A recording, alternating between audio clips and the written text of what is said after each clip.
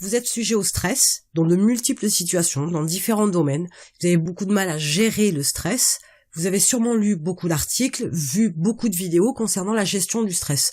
Vous savez d'ores et déjà comment vous pouvez gérer votre stress. Vous avez lu des choses comme l'évacuation de la tension par le sport, éventuellement par une psychanalyse, parce qu'il faut savoir aussi guérir la plaie peut-être qui est à l'origine du stress.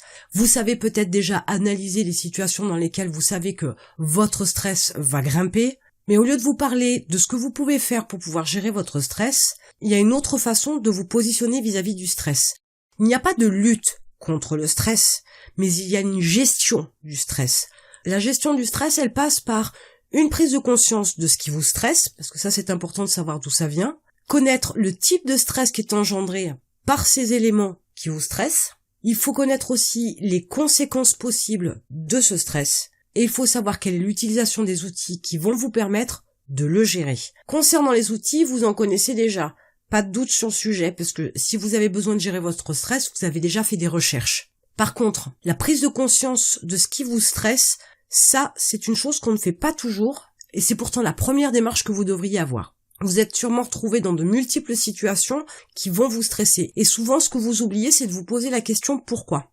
Alors peut-être que vous allez prendre la parole en public pour la première fois et ça vous stresse. Pensez qu'à un moment donné, ce qui vous stresse, c'est pas tant de parler à proprement parler devant toutes ces personnes, c'est que vous allez sortir de votre zone de confort, de votre zone de sécurité, vous estimez prendre un risque en vous adressant à un groupe, et vous allez faire quelque chose que vous n'avez jamais fait. Du coup, ce stress-là, il n'est que la traduction du fait que vous sortez de votre zone de confort et que vous allez aller dans l'inconnu, puisque c'est quelque chose que vous n'avez jamais fait. Du coup, vous générez de la tension, du stress par anticipation sur quelque chose que vous ne connaissez pas. C'est exactement la même chose que si je vous disais que vous allez monter sur un bateau et que vous allez rencontrer une tempête.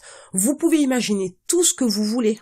Seulement, vous ne pouvez absolument pas savoir ce qui va se passer, comment vous allez réagir, quels sont les éléments sur lesquels vous n'avez aucun contrôle, donc la météo, le bateau, quels sont les éléments qui vont être des facteurs que vous allez prendre en considération dans les décisions que vous allez avoir à prendre pendant la tempête pour sauver votre vie ou pour sauver votre partenaire ou pour sauver le bateau, pourquoi pas.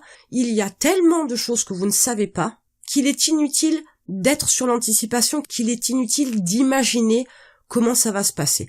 Donc, lorsque vous allez vous adresser à ce groupe, à ce public-là, et que vous allez prendre la parole pour la première fois, l'anticipation que vous avez, le stress que vous générez, ne vous sert strictement à rien. La prise de conscience de ce qui vous stresse, c'est aussi vous poser la question pourquoi ça vous stresse. Bien souvent, pour la majorité d'entre nous, ce sont les premières fois qui génèrent du stress. Mais une fois de plus, c'est parce que c'est de l'inconnu. C'est quelque chose sur lequel vous n'avez pas d'emprise, vous n'avez pas de contrôle, du moins vous le pensez. C'est l'inconnu. Et le fait de ne pas savoir, de ne pas contrôler, peut être stressant. C'est un exemple parmi tant d'autres.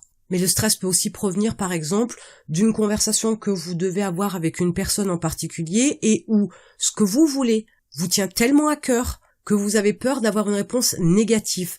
Donc là, vous êtes dans l'anticipation aussi, comme d'habitude, seulement vous imaginez le pire au lieu de vous concentrer sur le meilleur. Donc la première des choses que vous devez faire vraiment, c'est prendre conscience de ce qui vous stresse et pourquoi ça vous stresse. Réfléchissez, prenez du recul à savoir pourquoi ce stress est monté, dans quelle situation, qu'est-ce que vous allez faire ou qu'est-ce que vous devez faire qui vous met dans cet état-là. C'est souvent quelque chose sur lequel vous pouvez travailler très facilement, soit par une meilleure connaissance de ce qui vous attend, de quelque chose que vous ne connaissez pas, soit par exemple en travaillant votre mental, votre façon de voir les choses, d'envisager votre environnement, les diverses solutions face aux problèmes, etc.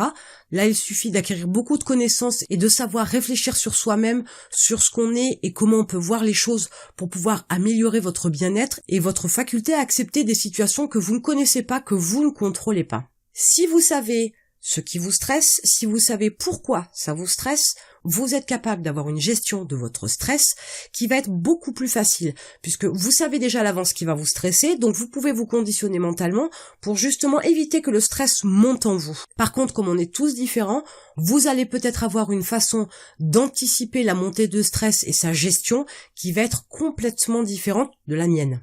Ensuite, il y a les fameuses conséquences possibles du stress qui va être généré par la situation. Si je reprends l'exemple du fait que vous deviez prendre la parole devant un groupe, quelles vont être les conséquences possibles de ce stress si jamais vous vous ratez devant ce public-là? Est-ce que ça va jouer sur votre santé? Pas forcément. Est-ce que ça va jouer sur votre crédibilité? Possible. Est-ce que ça va jouer sur votre business et son évolution? Possible. Est-ce que ça va vous ralentir dans votre course à la réussite? Possible. Mais une fois de plus, on est sur de l'anticipation, mais plutôt que d'imaginer des choses négatives ou du moins possibles ou impossibles, développez votre côté proactif.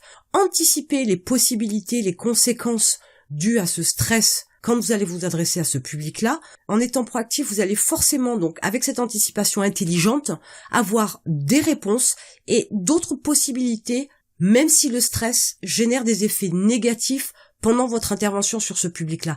Donc, dans chaque situation, il vous suffit d'imaginer, que ce soit positif ou que ce soit négatif, d'imaginer les différentes conséquences de façon à pouvoir y apporter une solution ou une nouvelle direction ou une autre façon de faire les choses par la suite pour pouvoir rectifier le tir si ça ne va pas dans le sens que vous souhaitiez au départ.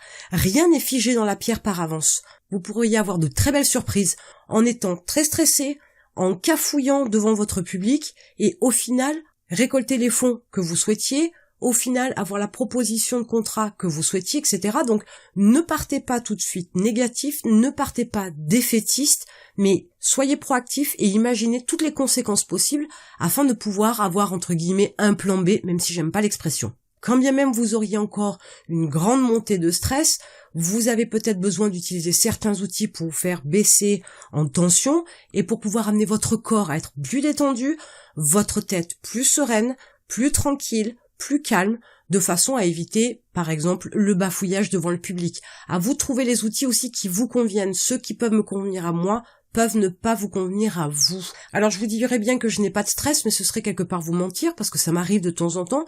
Par contre, je n'ai pas forcément le stress de l'inconnu. L'inconnu a tendance plutôt à me stimuler. Mais c'est un état d'esprit qui m'est particulier, qui m'est propre. Peut-être que c'est le cas pour vous, et tant mieux.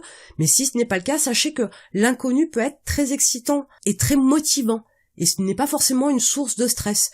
Tout dépend l'angle de vue qu'on a sur la situation, sur les enjeux, sur les finalités d'une démarche, d'une action, etc. Donc au final, qu'est-ce que vous pourriez en retirer de tout ça? C'est que finalement, la gestion du stress, gérer le stress, c'est en fait agir sur l'attitude qu'on peut avoir vis-à-vis du stress.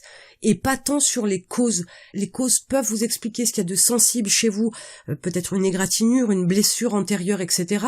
Quelque chose de particulièrement sensible chez vous et qui réagit à ce moment-là dans une telle situation.